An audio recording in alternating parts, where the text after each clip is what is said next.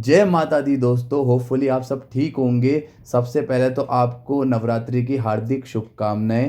तो इस एपिसोड में मैं आपको सारी जितनी भी नई अपडेट हैं, वो आपको वैष्णो देवी माता यात्रा की सब बताने वाला हूँ। क्योंकि जो मेरे पुराने वाले एपिसोड हैं, उसमें लोग जो है मुझे डीएम करके और कमेंट करके क्वेश्चन पूछ रहे थे। तो मैंने सोचा एक पूरा एपिसोड बना देते हैं आपके लिए, जिसमें कि मैं पुरानी वीडियो उठा के आपको सारे नए अपडेट दे दूँगा।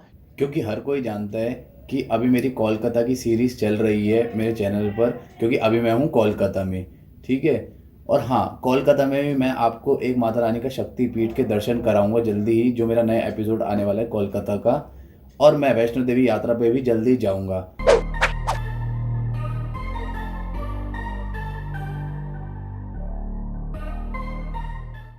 तो जी, नए अपडेट बताने से पहले मैं आपको शुभकामनाएँ देता हूँ, हैप्पी जर्नी देता हूँ आपको कि आप माता रानी की यात्रा करने जा रहे हैं, वो भी नवरात्रों के समय में।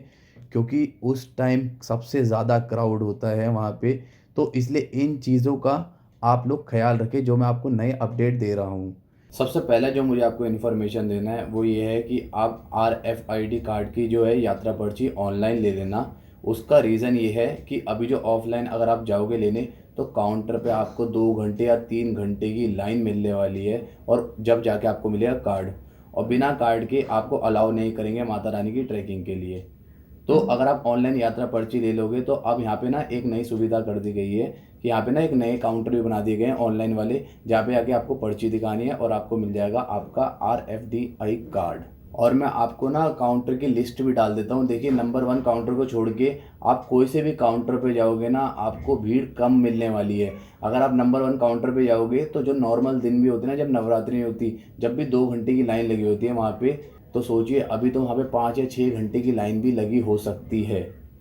अब इसमें भी ना कुछ क्वेश्चन आए थे मेरे पास, लोगों के कमेंट में डाउट आए थे। वो ये था कि जो काउंटर होते हैं उनके टाइमिंग क्या होते हैं। देखिए, जो काउंटर का टाइम होता है वो सुबह के 5 बजे से लेके रात के 10 बजे तक का टाइम होता है। तो इसमें लोगों ने पूछा था कि जिनको रात को ट्रैकिंग करनी है, फिर वो कैसे लेंगे काउंटर से कार्ड। तो देखिए, उसका सिंपल आंसर ये है कि आप 9 बजे या 8 बजे जाके काउंटर से अपना कार्ड ले आइए, और जो ट्रैकिंग है फिर आप रात के 11 या 12 बजे भी कर सकते हो, क्योंकि जो ट्रैकिंग का है वो तो 24 आवर खुला रहता है एंट्री के लिए। अब हम जा रहे हैं वैष्णो देवी की यात्रा करने ऑफिशियली। बोलिए जय माता दी। सबसे पहले मैं आपको बताया था कितने किलोमीटर की ट्रैकिंग होती है। ये 14 किलोमीटर की पूरी ट्रैकिंग होती है, जिसमें कि फर्स्ट होता है बाणगंगा, सेकंड होता है अर्धकुंवारी, थर्ड होता है सांदी छत, और फोर्थ होता है अपना माता रानी का भवन, और फिफ्थ होता है भैरव बाबा जी का मंदिर। और ये ओवरऑल जो ट्रैकिंग होती है वो होती है 28 किलोमीटर की। तो चलिए आइए हम ट्रैकिंग अपनी शुरू करते हैं, और बोलिए जय माता दी। चलो, ये देखिए, जब आप सिक्योरिटी चेक करा लोगे ना अपना, तो आपको ना नीचे की साइड है ना काउंटर मिल जाएंगे, जहाँ से आप पोनी बुक कर सकते हो ऊपर तक चढ़ाई करने के लिए। तो मैंने सामने प्राइस डाल दिया है, एपिसोड पॉज करके आप देख लेना प्राइस। और जो ऑन सीजन होते हैं ना, उस टाइम तो पोनी मिलना नामुमकिन ही होता है, नीचे की साइड भी। तो आप ऊपर जाके भी पोनी ले सकते हो, मतलब कि हर 3 किलोमीटर पे आपको ऐसा काउंटर मिल जाएगा जहाँ पे आप पोनी ले सकते हो। अगर आप सिम ले रहे हैं, क्योंकि जम्मू और कश्मीर में तो सिम चलती नहीं, हमारी प्रीपेड होगी। तो अगर अभी कोई भी कंपनी की सिम है आपकी नहीं चलने वाली, अगर प्रीपेड है तो पोस्ट पेड ही आप सिम ले सकते हो खाली, ठीक है, अगर आपको यहाँ चलानी है तो। और अगर आप यहाँ से खरीदते हो प्रीपेड सिम, वो चलेगी। और प्लान मैं नीचे मेंशन कर दूंगा, तो जो भी है प्लान आप देख लेना। चलिए आइए आगे चलते हैं। जय माता। अब मैं आपको बताता हूँ कि लोगों का ना काफ़ी ना प्रश्न आ रहे थे मेरे पास कि इस टाइम वैष्णो देवी यात्रा जो है वहाँ पे क्राउड कितना है और वेदर कैसा है। तो देखिए, जो क्राउड है ना, अभी नवरात्रि चल रही है, क्राउड जो है वो हद से ज़्यादा है। मैं तो आपको पर्सनली रिकमेंड करूँगा, अगर जो लोग आराम से करना चाहते हैं माता रानी के दर्शन, तो जब नवरात्रि ख़त्म हो जाए तो उसके बाद जाओ, क्योंकि उस टाइम तक सजा रहता है, उसके बाद भी सजा रहता है, कम से कम 2-3 हफ्ते तक जो पूरा माता का दरबार है।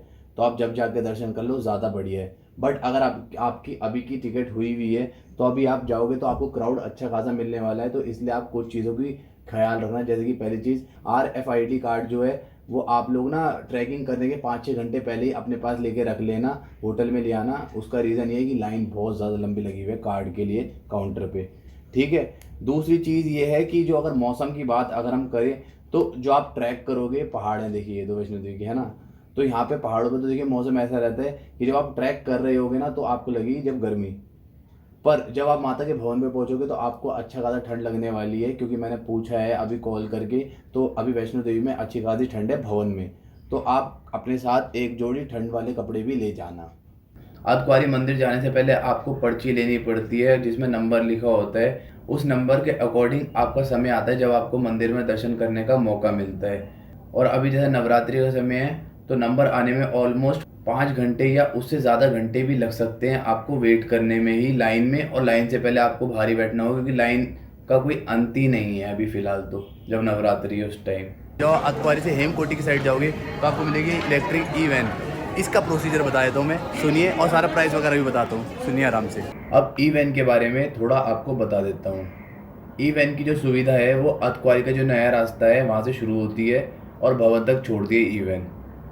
ई वैन जो है उसके जो प्राइस है वो आपको अपनी स्क्रीन पे दिख रहे होंगे, और जो ई वैन है ना वो टाइम टू टाइम चलती है, और जो काउंटर है ना वो भी टाइम टू टाइम खुलते हैं, इसलिए जो ई वैन की टाइमिंग होती है उससे थोड़ी देर पहले ही काउंटर खुलते हैं। और जो ये सुविधा है काफ़ी सही है। अगर कोई आपके साथ बुजुर्ग जा रहे हैं और वो अतक्वारी के बाद पैदल नहीं चल पा रहे तो आप ई वैन की सुविधा भी ले सकते हो।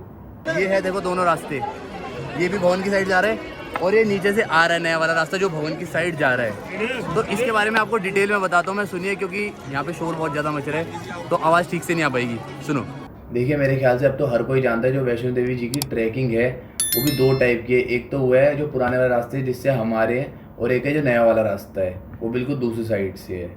देखिए अगर आपको ये दोनों रास्ते में डिफरेंस जानना है तो आप मेरा पुराना वाला एपिसोड देख सकते हो वैष्णो देवी यात्रा का। उसमें मैं उतरा था ना तो मैंने आपको सारे डिफरेंस बताए थे नए रास्ते और पुराने रास्ते के। पर कुछ मेजर डिफरेंस मैं आपको इसी एपिसोड में बता देता हूँ। जैसे कि सबसे मेन चीज़ ये है, वहाँ से वाले रास्ते पे घोड़े नहीं चलते। दूसरी चीज़, वहाँ पे ज़्यादा लोग नहीं दिखेंगे आपको। और तीसरी चीज़ कि वहाँ पे खाने की सुविधा जो है वो काफ़ी कम है, जो कि पुराने वाले रास्ते में काफ़ी ज़्यादा होती है खाने पीने की सुविधाएँ। पर जो एक चीज़ है ना जो सबसे बेस्ट है, मतलब नए वाले रास्ते में, वहाँ पे सबसे बड़ा लंगर हॉल देखा था मैंने, जो कि काफ़ी बढ़िया था, काफ़ी हाइजीन था। वहाँ पर जाके आप लंगर लीजिए। लंगर में आपको खाने पीने को मिलता है दाल चावल और हलवा, और इसके बाद खाने के बाद जो बर्तन है वो भी आपको खुद ही साफ़ करने होंगे, जो कि मुझे सबसे बेस्ट चीज़ लगी थी यहाँ पे। फाइनली भवन में आ चुका हूँ। कि देखिए गेस्ट हाउस है यहाँ पे, ये आप ऑनलाइन बुक कर सकते हो। प्राइस नीचे मेंशन कर दूंगा मैं कितना क्या प्राइस होता है इन गेस्ट हाउस का, ठीक है। प्रोसीजर भी मैं बता दूंगा, नीचे जो साइट दी होगी डिस्क्रिप्शन में उस पर जाके क्लिक करोगे तो आपको पता चल जाएगा कैसे बुक करना है।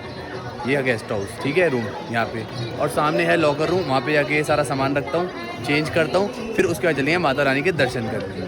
बोलिए जय माता दी। भवन के आसपास काफ़ी सारे गेस्ट हाउस हैं, पर नवरात्रि का समय है ना तो गेस्ट हाउस में रूम मिलना बहुत मुश्किल होता है। और वैसे नॉर्मल भी दिन होता है ना तो मैं आपको यही कंसिडर करूँगा कि ऑनलाइन बुक करके आओ, क्योंकि यहाँ पे ऑफलाइन बहुत ही मुश्किल होता है गेस्ट हाउस में रूम लेना।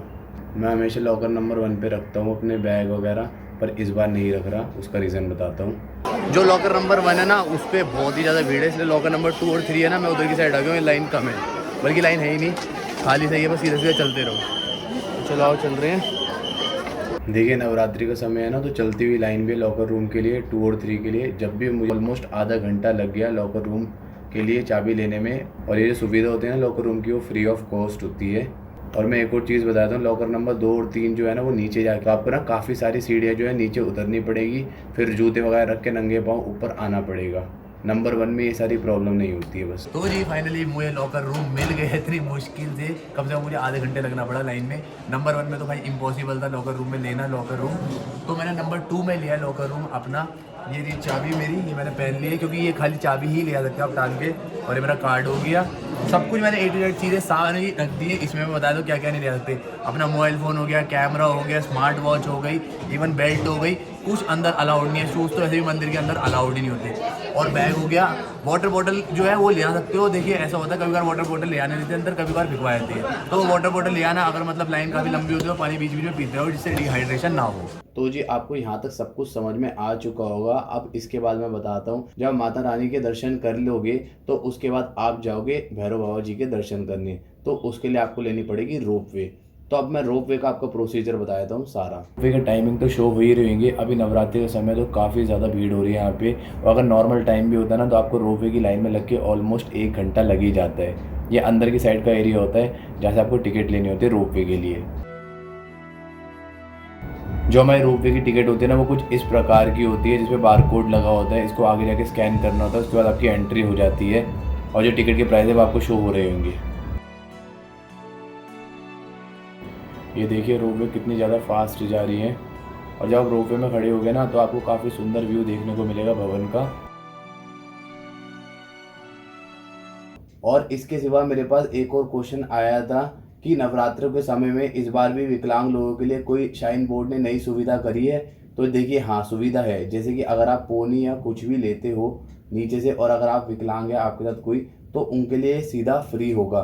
बट आपको सर्टिफिकेट लाना पड़ेगा, जो विकलांग लोगों का जो सर्टिफिकेट होता है वो आपको लेके आना पड़ेगा, तो आपको फ्री में मिल जाएगा जो भी है। इवन ऊपर आगे जो भवन है वहाँ पे भी आपको फ्री में खाने को मिलेगा।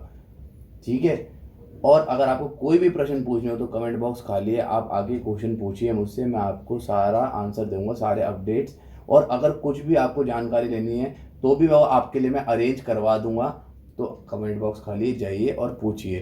तो एक बार बोलता हूँ, सबको नवरात्रि की हार्दिक शुभकामनाएं। बोलिए जय माता दी।